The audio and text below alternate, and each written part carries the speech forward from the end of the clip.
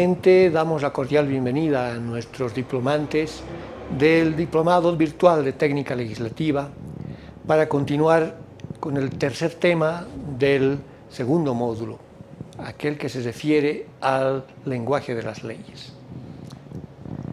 Y el lenguaje de las leyes partía del lenguaje jurídico. Los dos primeros temas precisamente tenían ese contenido, el lenguaje jurídico en general y las características del mismo. En este tercer tema nos referimos específicamente al lenguaje normativo o al lenguaje de las normas, que es una de las especialidades del lenguaje normativo, precisamente, donde su principal característica radica en la conexión con la función jurídica, donde la ordenación de conductas sociales están basadas en los instrumentos normativos precisamente. Es que vamos encontrando distintos estadios del lenguaje jurídico en las diferentes épocas. En una primera época, un lenguaje de persuasión, donde, por supuesto, muchos elementos retóricos eran fundamentales para esto. La norma buscaba, sobre todo, persuadir de cumplir determinado comportamiento. Una segunda etapa de convencimiento, que implicaba, más que retórica, un lenguaje con un alto grado de racionalidad. Una tercera época o etapa de adoctrinamiento, especialmente en la era de la codificación, cuando esos grandes monumentos jurídicos son precisamente recopilados y codificados. Un cuarto estadio se refiere a la imperatividad, que ya exige sobriedad de las normas, porque la norma ya adquiere ese carácter de ser una exigencia social, una imperatividad, una orden. Y llegamos a la etapa o al estadio de la identificación, donde el lenguaje adquiere un relieve máximo en la función normativa.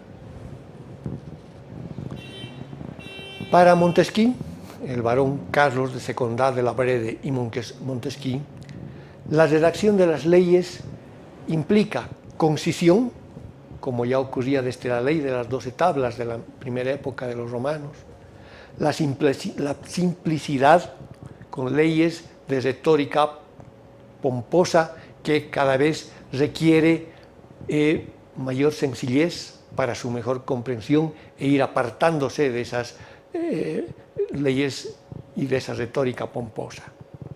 La importancia que precisamente inspira las mismas ideas para efectos de la legislación. La conveniencia de evitar significados muy amplios que en algunos casos pueden hacerse difusos. La claridad exenta de sutilezas que en algunos casos también pueden distorsionar su inteligibilidad. Y la inocencia, donde la norma, para castigar la maldad, debe estar dotada de cierto candor, de cierta situación que denota la buena fe que persigue como valor el derecho. Varios autores diferentes, tratadistas, encuentran en el lenguaje normativo específicamente características principales no muy diferentes del lenguaje jurídico en general. La claridad en el lenguaje, que está presente también acá, la precisión y concisión, la sencillez y, por supuesto, del mismo modo también la elegancia. La técnica legislativa, por lo tanto, es parte del lenguaje jurídico y requiere del mismo modo un lenguaje claro y preciso, sin embargo, culto, sin embargo, también accesible. Un léxico común, pero no vulgar, y técnico solo en lo estrictamente necesario, donde se eviten los extranjerismos, por lo menos cuando hay equivalencias en castellano. Evitar las palabras y construcciones inusuales que, por supuesto, solo van a ir en detrimento de su entendimiento e ininteligibilidad. Y respetar el orden normal de la oración como en el lenguaje común. Es importante evitar también la voz pasiva, que puede generar también dificultades en conocer quién es el destinatario. Cuidar, sin embargo, la propiedad, pero también la elegancia. Evitar léxicos muy de carácter comodín, como llamaríamos, aquellos que se refieren a nivel de, en base a. Evitar fórmulas estereotipadas, salvo situaciones muy concretas. Reducirse el empleo del gerundio. Generalmente es importante hablar siempre en tercera persona, en infinitivo presente. Siempre el lenguaje presente es importante. Evitar esa excesiva extensión a que nos referimos en otro tema, como es la hipotaxis. Y también restringir, si es acaso justificado esto, el uso de las mayúsculas. Esto nos lleva a algunas reflexiones. Sin embargo, de todo, siempre va a ser importante respetar la gramática y la ortografía. Respetar también los criterios estilísticos, de ese estilo sobrio, sencillo y claro, pero que no limite lo atractivo y, por qué no, también lo elegante. Sin embargo, en la época contemporánea,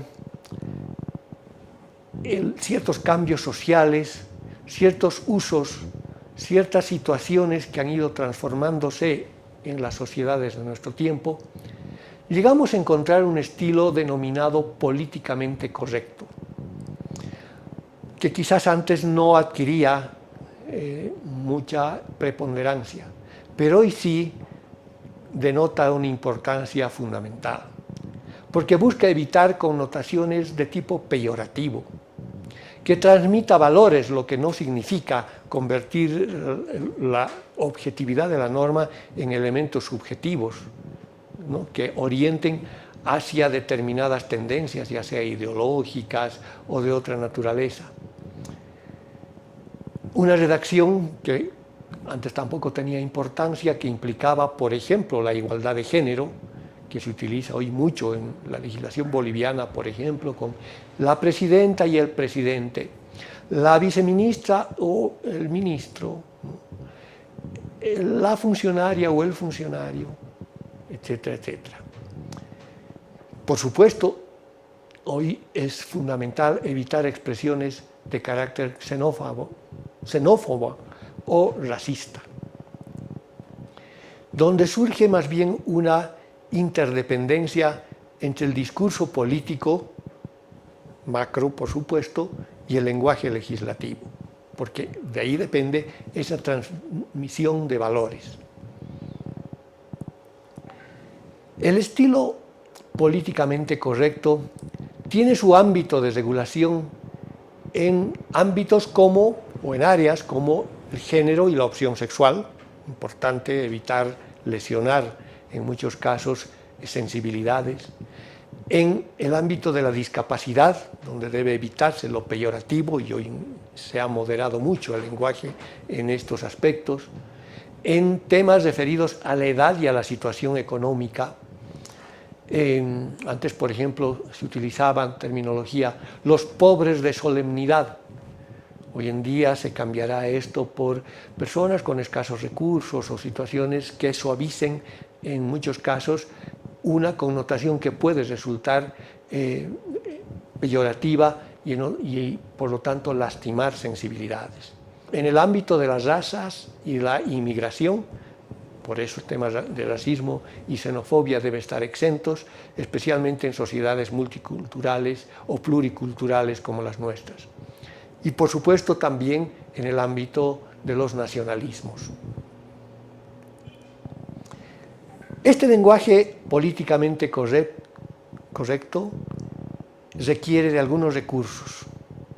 Una sustitución semántica en muchos casos, utilizando metáforas, o la mentonimia como asociación por contigüidad de ciertas ideas, el rodeo, que busca evitar referencias muy explícitas, ya hemos señalado algunos ejemplos, una situación léxica en esa misma línea que pueda suavizar cierta realidad, ¿no?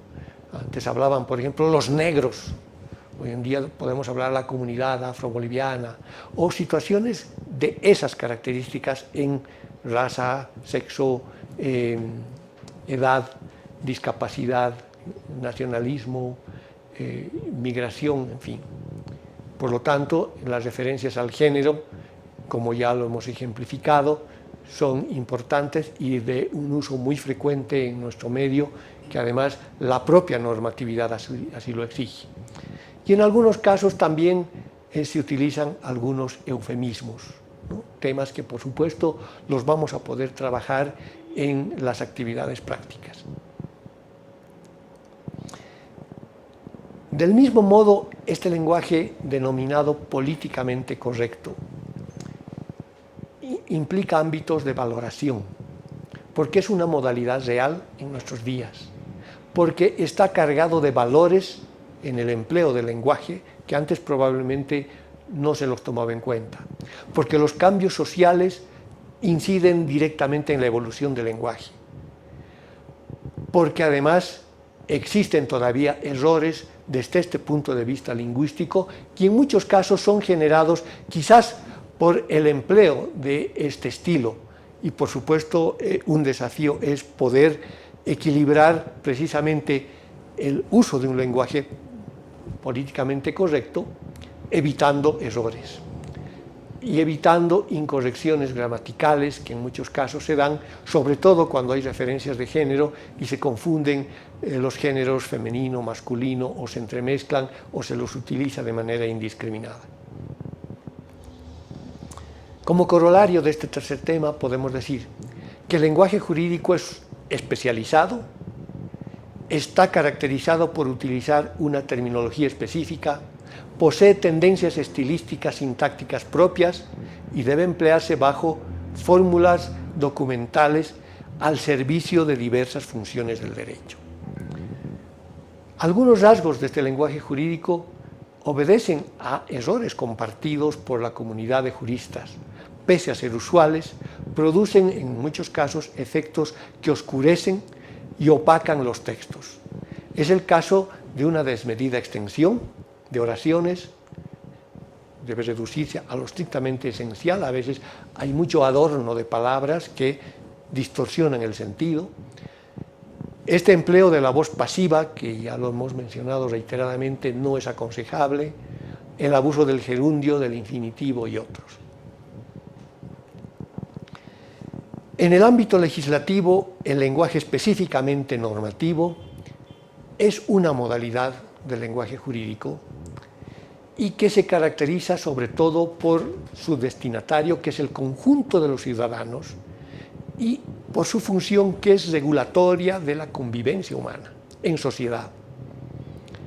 Porque existen determinados rasgos que caracterizan la corrección del estilo en los textos legales, que van a tender, como ya lo hemos dicho muchas veces, a la claridad del lenguaje, la precisión y concisión, la sencillez del lenguaje y, por supuesto, también de la elegancia.